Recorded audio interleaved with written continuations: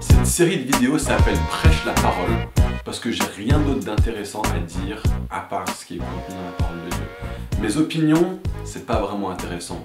Mes pensées, ma philosophie, ma façon de voir le monde, tout le monde s'en fiche, personne n'est intéressé par ça. Ce que les gens devraient avoir comme centre d'intérêt, c'est qu'est-ce que dit la Bible. Donc quand je prêche, ce que je cherche à faire, c'est de prendre qu'est-ce qui est dans le texte et de montrer depuis le texte les choses que Dieu a envie de nous montrer. On va prêcher rien d'autre que la parole de Dieu. On va prêcher rien d'autre que la Bible. Et ça, c'est absolument essentiel pour avoir une prédication qui transforme.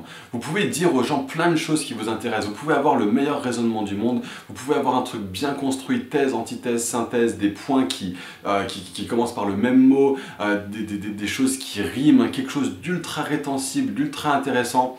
Au final, ça ne changera pas les gens si ce n'est pas contenu dans la révélation même de qui Dieu est et de ce qu'il dit sur lui-même depuis les pages de la Bible. Mes amis, si vous prêchez, vous n'avez rien à dire en dehors de ce qui est dans la Bible et de vous baser dessus pour vous dire voilà ce que Dieu est en train de demander de nous et voilà comment nos vies doivent changer en conséquence. La prédication est l'art de prendre la Bible.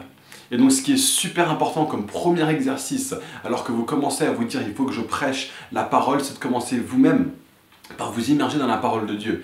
Vous allez devoir commencer par dire mais moi je vais avoir une discipline personnelle qui va être là de connaître ce que Dieu dit de lui-même, ce que Dieu dit sur le monde, comment il voit le monde, comment il voit l'œuvre de Jésus, comment il voit tout le reste et comment est-ce que nous on peut commencer à avoir un monde nous-mêmes qui est interprété à la lumière de qui Dieu est, à la lumière de ce que Dieu dit dans la Bible.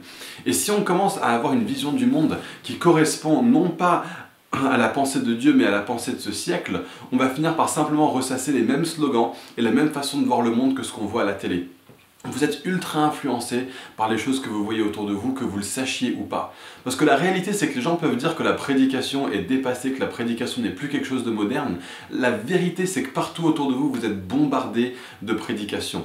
Un politicien qui parle à la télé, qui vous raconte son programme, c'est de la prédication. Une pub que vous regardez qui essaie de vous vendre son produit, c'est de la prédication. Et tous les discours que vous voyez autour de vous, toutes les affirmations concernant la philosophie de la vie, concernant la façon de voir le monde, concernant notre nation, quel est le type de nation qu'on veut être, quel est le type de pays qu'on veut être, quel est le type de personne qu'on cherche à être, etc. Tout ça, c'est de la prédication. Publicité, discours, pancarte, pub. Toutes ces choses-là sont là pour vous raconter, pour chercher à prêcher, pour transformer votre façon de voir le monde, transformer votre pensée et l'aligner avec la façon dont eux, ils veulent que vous voyez le monde et que vous vous comportiez en conséquence. La réalité, c'est que la Bible nous conduit à un certain style de vie et c'est ça qu'il faut qu'on prêche. C'est ça qu'il faut qu'on emmène devant les gens. C'est qu'est-ce que Dieu est en train de dire? Qui est-ce qu'il est?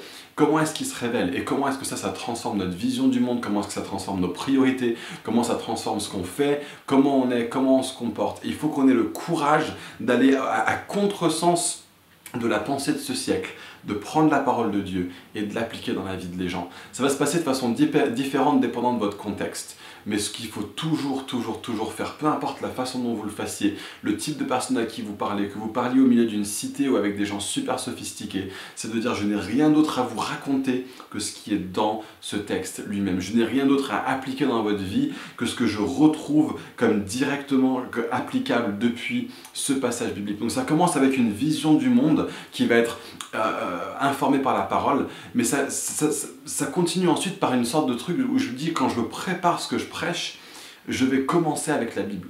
Je vais commencer avec ce que dit le texte. Je vais laisser même le sujet de ma prédication être informé par le texte, plutôt que de dire j'ai mon sujet de prédication, quel texte est-ce que je peux trouver qui peut l'affirmer. Commencez avec le texte, commencez avec la Bible et appliquez-la. Plongez-vous dans le texte. Voyez un petit peu quelle est la question que je peux poser qui va faire ressortir de ce texte tout le fruit, tout le jus qui est dedans. Quelle est la grosse question que la Bible elle-même nous pose et à laquelle la Bible nous donne une réponse, plutôt que de venir nous-mêmes à l'avance avec nos questions. Trouvez une question qui va connecter non seulement avec ce que dit le texte, mais aussi avec là où en sont les gens dans votre culture, pour que vous bâtissiez un pont entre ce monde-là, le monde de ce que dit Dieu, et le monde dans lequel les gens vivent, pour que la parole de Dieu puisse avoir comme une sorte de chemin de fer sur lequel aller, pour aller frapper les gens dans le cœur et pour aller les transformer.